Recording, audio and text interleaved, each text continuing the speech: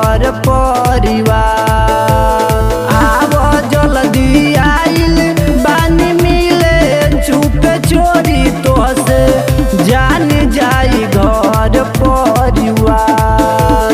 बानी हम अकेला ही सिवान में इयरऊ डर लागे बोलता सियार। बानी हम अकेला ही सिवान में इयरऊ डर लागे बोलता सियार।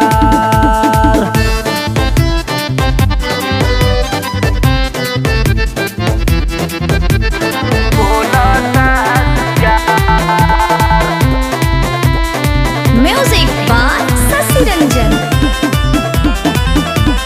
भरे ना पेट तोहर कैला से भेट तुम आवेला हमरा पड़ल बाड़।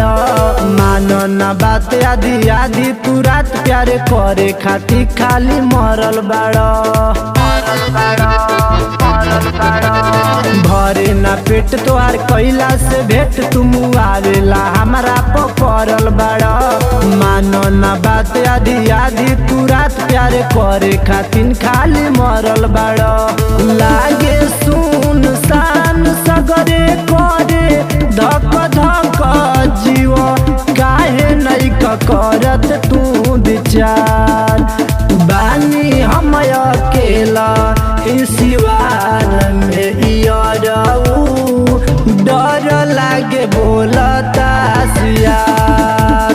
बानी हम अकेला सिवान में इयरऊ डर लागे बोलता सियार।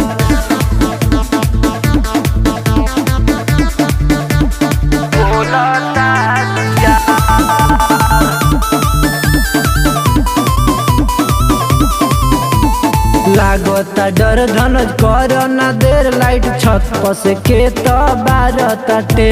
सोनू बेदर्दी हो कत सके हु लागता कि गोहरावताटे। लागता डर धनुष कर ना देर लाइट छत पस के तो बारताटे। भाई हमीद हो कत सके हु लागता कि गोहरावताटे।